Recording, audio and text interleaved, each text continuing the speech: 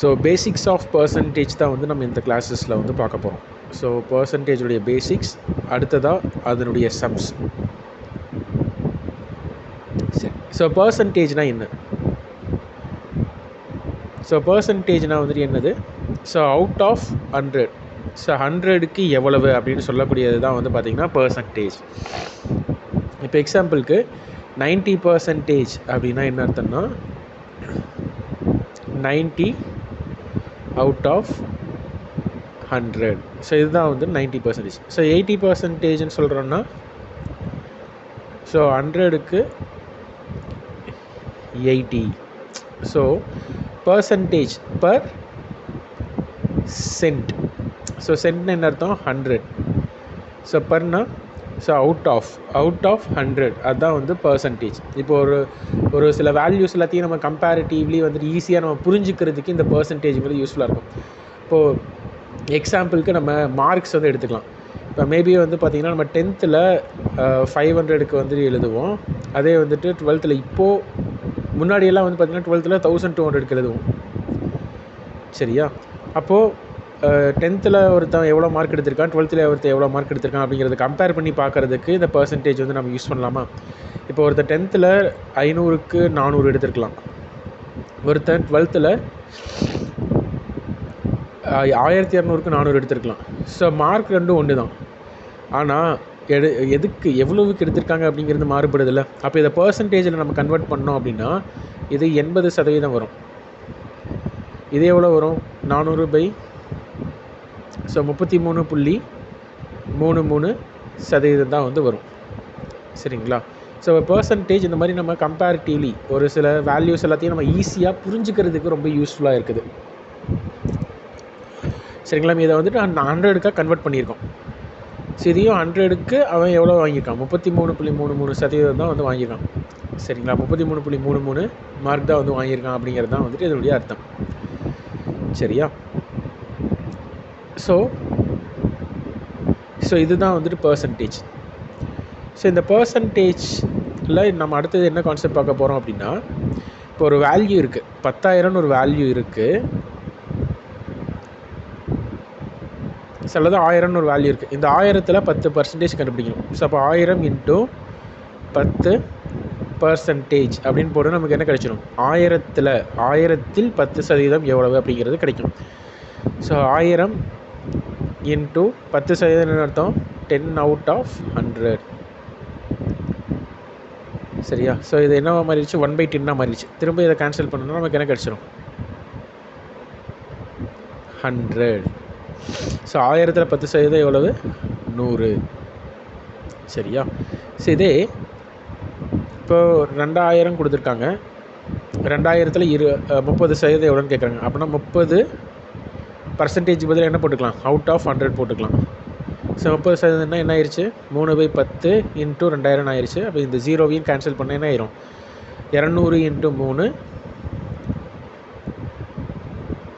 600. சரிங்களா? இதுதான் வந்து normal method to find the percentage. So percentage அதாவது ஒரு வேல்யூவில் இவ்வளோ பர்சன்டேஜ் கண்டுபிடிக்கணும் அப்படின்னா இந்த மெத்தடில் தான் நம்ம வந்து ஃபாலோ பண்ணுவோம். சரியா? ஸோ வேறு என்ன மெத்தடில் ஃபாலோ பண்ணலாம் அப்படின்னா, இப்போ 2000ல் இப்போ போன கொஷினே பார்த்தீங்கன்னா 2000ல் 30% வந்து கண்டுபிடிக்கணும். 2000ல் 30% கண்டுபிடிக்கணும். ஸோ அதுக்கு முன்னாடி நம்ம இன்னொன்று பார்த்துட்டு வந்துடலாம். இப்போ ஒருத்தன் 500 மார்க்கு 400 மார்க் வாங்கியிருக்கானா எப்படி பர்சன்டேஜாக வந்து மாற்றலாம்? 400/500 × 100ன்னு போட்டால் இது என்னவா மாறிடும்? பர்சன்டேஜாக மாறிடும். ஸோ அப்போ 4/5 × 100. So 5 20s. ஸோ 4 × 20 80%.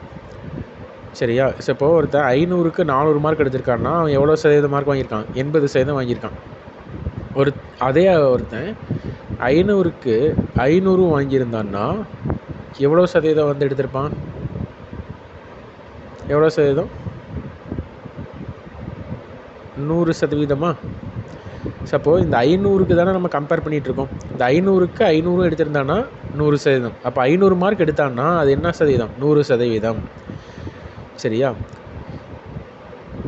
ஸோ இப்போது 500 மார்க், ஒரு வேளை அவன் 500க்கு 500 எடுத்திருக்கானா 100%. அப்போ 500ங்கிறது எதுக்கு ஈக்குவலாக இருக்குன்னா 100%க்கு ஈக்குவலாக இருக்குது. சப்போ இதில் இந்த ஜீரோவையும் இந்த ஜீரோவையும் நான் கட் பண்ணுறேன். கட் பண்ணும்போது என்னாகும், என்னவோ மாறிடுச்சு, 10% ஆயிடுச்சா. ஸோ 10% எவ்வளவு, 50. ஸோ இது 10, இது இன்ட்டு 2 போட்டோம்னா, இங்கேயும் இன்ட்டு 2 போட்டோம்னா 20. ஸோ அப்போ இங்கே 20% எவ்வளவு, 100. அதனால் 30% என்ன, இன்ட்டு 3 போட்டுக்கலாமா. ஸோ 30%ங்கிறது இன்ட்டு 3, 50 இன்ட்டு 3 150. சரி, 500ங்கிறது 100%னா இதில் பாதி, 100%த்தில் பாதி எவ்வளவு, 50%. 50% எவ்வளோ இருக்கும், இந்த 500ல் பாதியாக இருக்குமா. 500ல் பாதி எவ்வளவு, 250. ஸோ நமக்கு முன்னாடியே 30% தெரியும், இங்கே 50% தெரியும். 50% எவ்வளவு, 250. அப்போ 80% எவ்வளோ, ஸோ 80% எவ்வளவு, 400. ஸோ இந்த மாதிரி நம்ம வந்துட்டு என்ன பண்ணலாம்னா ஈஸியாக கண்டுபிடிக்கலாம். சரிங்களா. இது பர்சன்டேஜ் கண்டுபிடிக்கிறதுக்கான ஒரு மெத்தட். சரி, இப்போ வேறு ஒரு வேல்யூ வச்சு நம்ம பார்க்கலாம். இப்போது 2000 இருக்குது, 2000 இருக்குது. 2000ல் நம்ம வந்துட்டு என்ன பண்ணணும் அப்படின்னா 10% கண்டுபிடிக்கணும். அப்போ ஒருவேளை 2000ல் 2000ங்கிறது எவ்வளவு, 100%. ஸோ அப்போ இந்த 2000 நம்ம என்ன எடுத்துக்கலாம், 100% எடுத்துக்கலாம். 10%னால் நம்ம என்ன பண்ணிக்கலாம், லாஸ்ட்டில் இருக்கக்கூடிய 0 கேன்சல் பண்ணிடலாம். 200ங்கிறது எதுக்கு ஈக்குவலாக இருக்குது, 10%. 10%ங்கிறது என்னதுன்னா 200. சரியா. ஸோ ஒரு வேல்யூ கொடுத்துட்டு அதில் இவ்வளோ பர்சன்டேஜ் கேட்குறாங்க, அதில் 10% எவ்வளோன்னு கேட்குறாங்க அப்படின்னா அந்த வேல்யூவை நம்ம என்னென்னு எடுத்துக்கணும், 100%ன்னு எடுத்துக்கணும். 100%ன்னு எடுத்துகிட்டு நம்ம கேன்சல் அவுட் பண்ணி என்ன பண்ணலாம், 10% வந்து கண்டுபிடிக்கலாம்.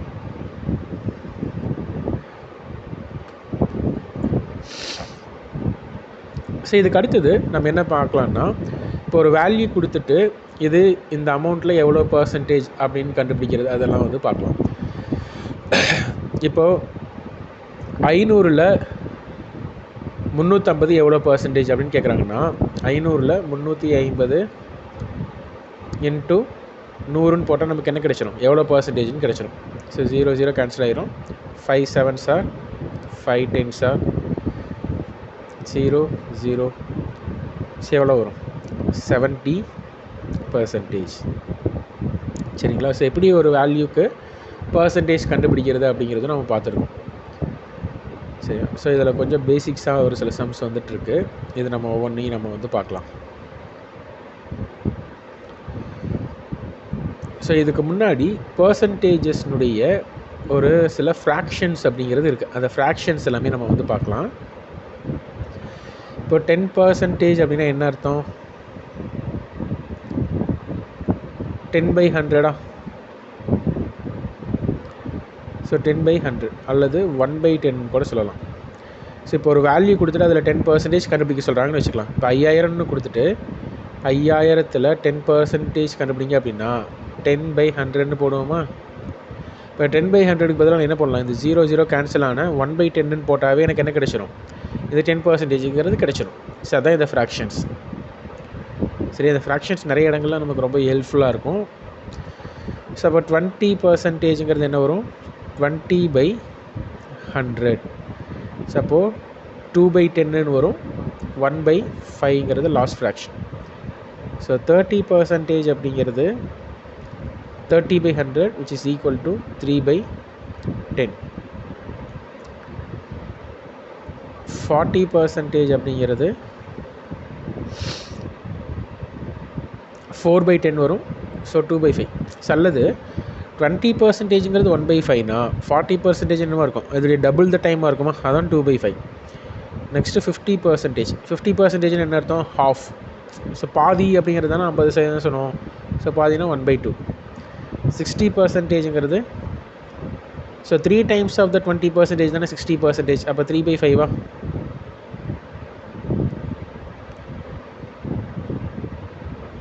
So next one 70%னா 7/10. 80%னா என்ன அர்த்தம்? 20% 4 times, so which is equal to 4/5. 90%னா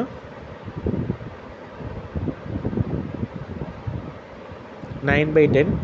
100% என்ன இருக்கும்? 100/100, which is equal to 1 out of 1, அல்லது 1ன்னு மட்டும் சொல்லலாம், 1/1ன்னு சொல்லலாம், எப்படி வேணாலும் சொல்லலாம். சரிங்களா? ஸோ 25% என்ன வரும்? 25%னா கால் தானே, ஸோ 1/4. 75%னா 3 times ஆஃப் 25% தான் 75%, ஸோ 3/4. சரிங்களா? ஸோ இப்போ இந்த வேல்யூஸ் கூட நம்ம வந்துட்டு ஈஸியாக எழுதிடலாம். நம்ம 75% கேட்குறாங்கன்னா டேரெக்டாக 3/4 எழுத முடியலாம், கூட 75/100ன்னு போட்டு நம்ம ஆன்சர் கொண்டு வந்துடலாம். ஆனால் ஒரு சில பர்சன்டேஜஸ்லாம் வந்து கேட்பாங்க, அதுக்கு நம்ம இந்த ஃப்ராக்ஷன்ஸ் தெரிஞ்சதுனா தான் ஈஸியாகவே இருக்கும். ஸோ எக்ஸாம்பிளுக்கு நம்ம இந்த சம்ஸ் வந்து பார்க்கும்போது வந்து பார்க்கலாம். இதில் இப்போ 16.66% ஆஃப் 432ன்னு கேட்குறாங்க. அப்போது 432 இன்ட்டு 16.66/100 போட்டு கண்டுபிடிச்சோம் அப்படின்னா எவ்வளோ நேரம் ஆகும்? ஸோ நம்ம மல்டிப்ளிகேஷன், அடிஷன் அப்படிங்கிறது எல்லாத்துலேயுமே வந்து என்ன பண்ணிடுவோம்னா தப்பு பண்ணிடுவோம். சரிங்களா? ஸோ அப்போது இதுக்கு என்ன ஃப்ராக்ஷன்? ஈஸியாக ஃப்ராக்ஷன் இந்த 16.66/100க்கு என்ன ஃப்ராக்ஷன்னு தெரிஞ்சிருச்சுன்னா ஈஸியாக நம்ம போட்டுடலாமா? இப்போ 16.66/100க்கு என்ன ஃப்ராக்ஷன்னா, ஸோ இதுக்கு பதிலாக நம்ம என்ன போட்டுக்கலாம்? 1/6ங்கிறத போட்டுக்கலாம். சரிங்களா? சப்போ 16.66க்கு பதிலாக என்ன போட்டுக்கலாம்னா 1/6. சரியா? So 6 7s are 42, remaining one 6 2s are 12. So இப்போ ஆன்சர் வந்து என்ன? 72. ஸோ நெக்ஸ்ட் இந்த கொஷின் பாருங்கள். 37.5%. 37.5%க்கு என்ன போடலாம்? ஸோ இப்போ ஃபர்ஸ்ட் ஆஃப் ஆல் நம்ம என்ன தெரிஞ்சுக்கணும்? 16.66%க்கு என்னதுன்னா 1/6. சரியா? ஸோ இது 37.5% கொடுத்துருக்காங்க. இப்போ எக்ஸாம்பிளுக்கு 12.5%ங்கிறது 1/8. ஸோ 37.5ங்கிறது என்ன? 12.5 இன்ட்டு 3 3. ஸோ அப்போ இது into 3, which is equal to 3/8. சரியா? ஸோ 3/8 இன்ட்டு 1280 போட்டோம்னா ஆன்சர் கிடைச்சிரும். 8 1s are 8, 8 6 are 48, 160, 16 3s are 48. So 480 அப்படிங்கிறது தான் வந்துட்டு இதனுடைய ஆன்சர். சரியா? ஸோ அப்போ நம்ம இங்கேயே ரெண்டு வேல்யூ பார்த்துருக்கோம். 16.66க்கு என்னதுன்னா 1/6.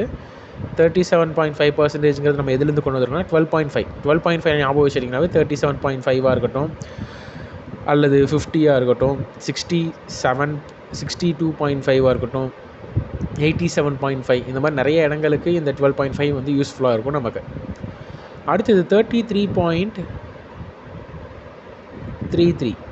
So 33.33%க்கான fraction 1/3. ஸோ டேரெக்டாகவே இதுக்கு பதிலாக என்ன பண்ணிக்கலாம்? 1/3 போட்டுக்கலாம்.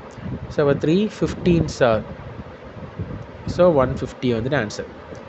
ஸோ 33.33 1/3னா 66.66ங்கிறது டபுள் த டைம் ஆஃப் 33.33. அப்போது 1/3க்கு பதிலாக 2/3 போட்டுக்கலாமா? 2/3 into 540. So 3 1s are 80s are. So 2 into 180 is 360. சரியா? ஸோ இப்போ இந்த மாதிரி ஃப்ராக்ஷன்ஸ் நம்ம தெரிஞ்சு வச்சுக்கிறதுனால ஒரு சில சம்ஸ் எல்லாத்தையுமே வேகமாக நம்ம போட முடியும். சரியா? ஸோ இப்போ இங்கேயே நம்ம என்னென்ன ஃப்ராக்ஷன்ஸ் பார்த்துருக்கோம்? 16.66 பார்த்துருக்கோம். 16.66க்கு 1/6. 33.33க்கு 1/3. அடுத்ததாக 12.5க்கு 1/8 சரியா. ஸோ இதை வச்சு எப்படி வேணாலும் மாற்றலாம். இப்போ 16.66க்கு பதிலாக 8.33 கேட்பாங்க. 8.33னா இதில் ஹாஃப் 1/6ல் ஹாஃப் வந்து எவ்வளவு 1/12 சரிங்களா. இந்த மாதிரி நம்ம வந்து நிறைய இடங்கள்ல இதை யூஸ் பண்ணிக்கலாம். நம்ம டேரெக்டாகவே போடணும்னு நினச்சோம் அப்படின்னா 8.33/100 இன்ட்டு அல்லது 16.66/100 இன்ட்டு சம் வேல்யூஸ்லாம் போட்டோம் அப்படின்னா நம்ம டைம் அதிலே கன்சியூம் ஆயிரும். ஜஸ்ட் இந்த ஒரு 10 செகண்ட்ஸில் போடக்கூடிய சம்மை நம்ம வந்துட்டு இழுத்து ரொம்ப லென்த்தியாக போடுற மாதிரி ஆயிரும் சரியா.